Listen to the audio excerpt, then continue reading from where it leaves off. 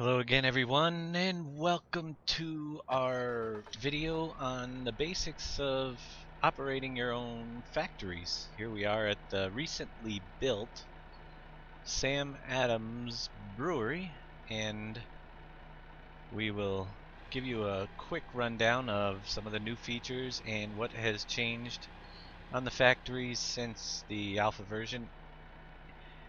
Basically, we are going to drop off some water. I preloaded this with power, so we don't have to worry about a power source. That, I will show you, is coal, and it comes from the coal mine, which will be in the mining video that will go a little more into that.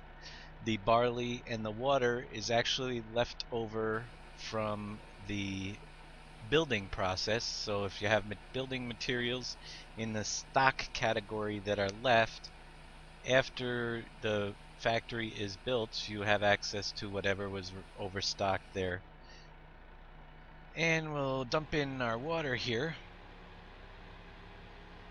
And we have to get some barley. Also, I wanted to point out, as you can see here, there are 2 bays for barley, and hops no longer exists, but it does in some fashion. We do need hops. It's just that we don't bring it here anymore. We have it automatically transported. We keep it inside the UPK kit. Therefore, it frees us up some space for more fill types. So, we're filling up the barley. Now all we need are the hops. And for that part, we are going to jump to a vehicle I have parked out full of hemp right near the Hops and Props factory.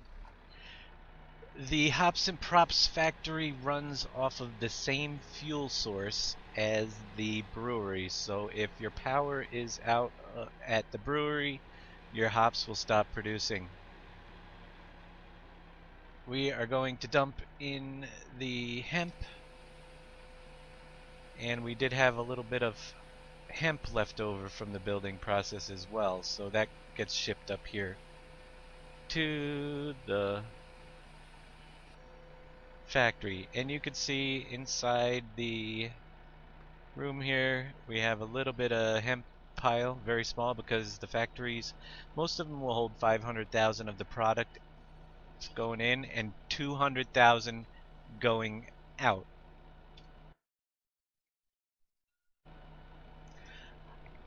Okay, over here at the hops meter, hemp is in, hops coming out. We're gonna speed up time, and you will see we are getting some hops. We're just gonna get a little bit here, and it's doing about 100 a minute, so it'll take a little while for the hops to be ready, but once we have our hops, we'll stop some time here. Then, to get it to the beer factory, we must come over here, and you'll see it pops up in the left hand corner. It says R to ship hops. The top is what's here, the bottom number of hops is what's at the beer factory. So we'll start our shipping process. We'll speed up time again. It only takes a minute there. There our hops is at the factory. You could leave this on and it will automatically ship down there, or you can shut it back off. The green, we'll go over the meters here. The meters are working a little differently on this script. If it's not on, that means there is nothing there. So this here would mean that if it wasn't on, means that the beer factory is out of hops. Green, it stays green, lets you know that there's room and there's stuff in there until it gets to 75%. That's when the yellow light comes on. The yellow light will stay on until it gets to 100%, and then the red light turns on, and it's basically used as an indicator to let you know if there is room or if hops are needed down at the factory without even being there. You could just drive by, oh, lights off, the factory's out of hops, I better get some hemp up here. So that's basically how the meters on the factories work now. on the new script that we're running in the UPK. Now that we have our hops down at the beer factory, let's go back down there. And we'll go over to our meter. And you can see we've already started producing beer. We've got only 12. We fast forward a little bit of time, and the beer number goes up by the minute, using up our products. You will notice certain products like hops, which take a little bit more work to get, go down much slower than the water and the barley, water being one of the fastest. Next thing you would do, which I'm sure you're all familiar with, is bring your box truck over, or box trailer. We have specially equipped trailers, and I'm not sure if they'll be ready at the release, but pallets, which we'll show you how they work. You just box your box trailer into here. Yeah, back your box trailer in and you can load up. Actually, we have one right over here. So we'll do a quick demonstration of that too. Left over from the last video. Box trailers, I know they're nothing fancy. You can look at them and not even know which end, but the end that is the back is the end that is hanging slightly off the frame. So to pull into the box trailer, this is the front side. Doesn't look like much, but it's getting the job done. And when we pull in here, it looks a heck of a lot better. So for loading your products, you would just back into the garage, and voila, Sam Adams in our vehicle to be delivered. Last note on the pallets, and again, we will have another video, but I know a lot of people have been wondering how they're going to work. The current way we have it working is if you do want to use the pallets and you set them down in the trigger, they'll fill before the factory starts filling, so you could come over here and as long as there's empty pallets in the trigger, it will fill them first. Then if the pallets are all filled, then the factory will start filling. It basically is a fill trigger that these boxes will instantly fill whenever there's anything there. And that is basically how most factories work. We're going to jump here to the Borden Cheese Factory and give you a little bit of a rundown on the new cheese part. You can still do milk sales at the dairy. Down this side is milk sales. You would dump your milk into here and it would sell milk directly. But for those of you who are more adventurous, we do cheese making. So the cheese products go down on this side. And first we have our milk, which I will unload into this box here.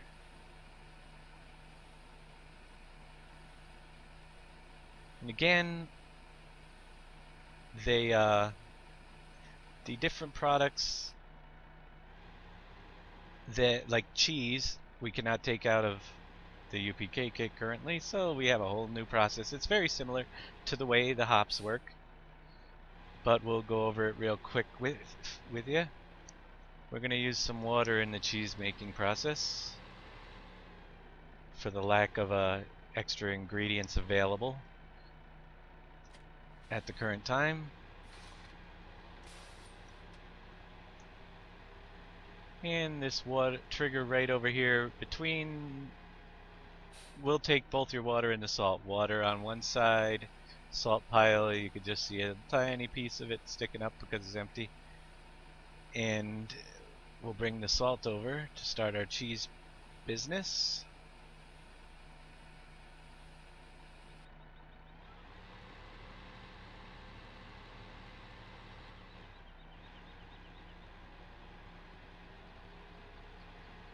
And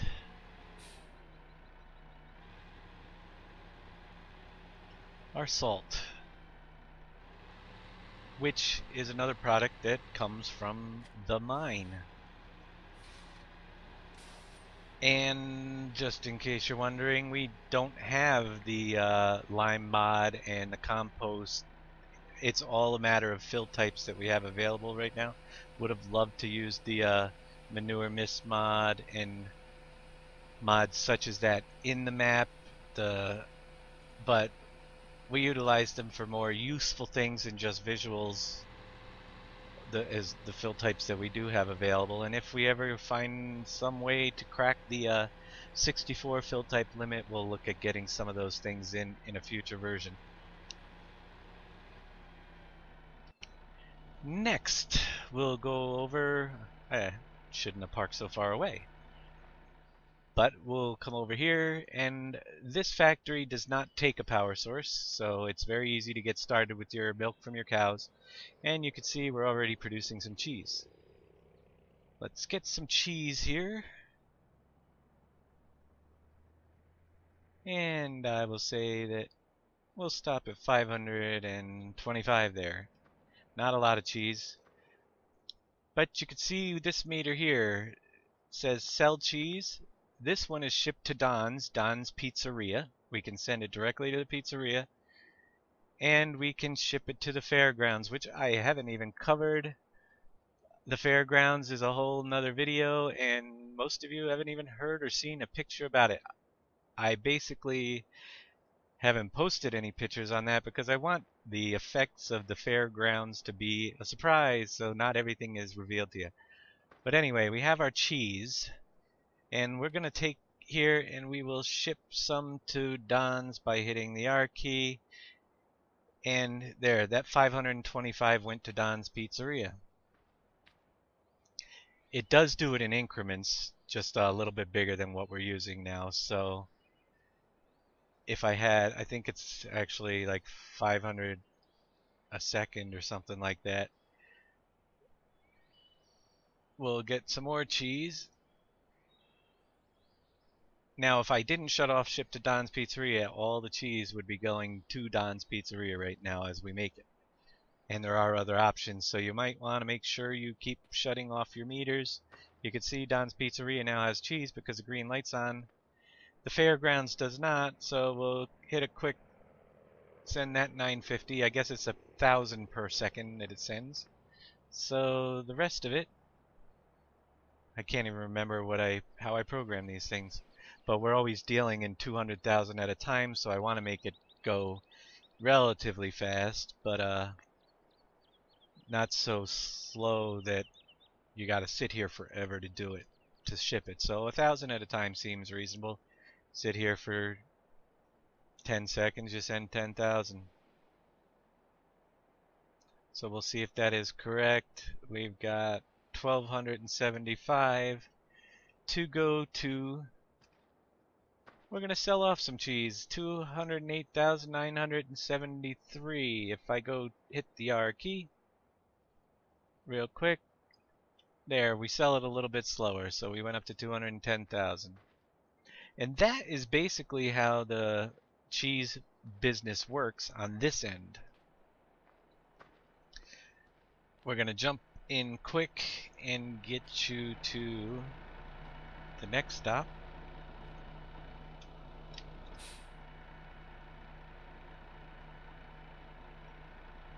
And that is the Culligan Water Factory, to show you how the water works. We will give you a little bit more on the Don's Pizzeria, which also takes the cheese with tomatoes and mushrooms to create pizza that can be sold off or sent to the fairgrounds, but that'll be in a later video. Water is an essential in this map version.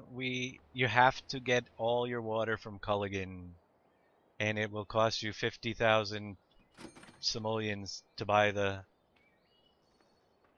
water factory. Culligan water works like this. On the left of the meter in front, and also you can see the numbers pop up, you will see that we have green. That is water that is ready to be picked up. Yellow is water that is unfiltered. And the unfiltered water needs to be filled up a little bit higher. water that is in the factory processes at 1,000 per minute. So it fills up 60,000 an hour. It's not too bad. You go follow this little cement path that we put in here to the back of the Culligan water factory here, water plant, right on the nice looking lake you can see. Pretty nice view from up here. And you will see in that tank is our water. Not very much of it in there. All you have to do is hit the R to turn on your pump. And you will see the water is starting to pump into the Culligan factory. You can again leave this on all the time. But one of the things I want to do, which I could not get to work in this current version, is that you would not be able to use the fill trigger unless this pump is not active. So you would have to shut it off in order to fill your trailers and get more use out of it. Currently on servers that feature would not work. I haven't tested the latest version of the UPK, but we'll give it another try in the future, and if ever in a future update it'll probably work that. But for now, either you stand there and pump it, or you can leave it and just let it fill up, and that's how you get your water to transport. Plans in the future for possibly some placeable water containers that you could fill up, or even possible that water containers will fill up when it rains. That has been mentioned by More 2000 in his little kit, which is really an awesome tool, and I would love to see that come in so we could give you a little free water nearer to the farm. Or we might even have you build water towers in each region that will supply a smaller amount of water. But all that is ideas for future versions, and until then we are going to just leave it the way it is and get this done and get it out to you guys. And basically, as far as extra factory operations, the Cogent Forest Products runs a little bit differently now as well, and I'm gonna zip up there and give you a rundown on the Cogent Forest Products. Alright, here we are at the Cogent Forest Products, which again, we are mean, and we make you purchase the Cogent Forest Products for $250,000, and I now have enough money. Okay, and it costs $3,000 a day to operate. So cut a lot of trees, sell them, get money however you can, get the forest products going, and then you can make more money off of the forest products and use them to build your factories. But here's the nice new forest products. I'm not going to run the factory, I'm just going to show you its operations here. There is your coal dump, which is converted into power. All the factories that require power have the same exact model that we took from the bioheat facility and put coal inside, and that's what you need. The main difference with coal is one spot to, coal with wood chips is there is one spot to dump your wood chips, and that is right up here on this ramp. We'll spin around, you will back in. You can get a double trailer up here, it's a big area. Water is not accepted though. And you dump in there and your wood chips fill up, and then you are creating 3 different products: the paper, the resin, and the boards. Over here is the paper area. You can individually activate production on the paper, each of the products, paper, resin, and boards. So if you want all of your wood chips that you currently did to go to paper, you activate the paper one and then shut off the others, and you're good to go. Over here next to this building where the lumber is your boards. Same thing, you can turn it off. But the resin by the tanks down here has 2, and that's because resin is automatically shipped to the only place that takes it, which is the glue factory. So you can turn resin production on there and ship resin to the glue factory from the other meter. And that is pretty much a rundown of factories and how they work in 2015 version.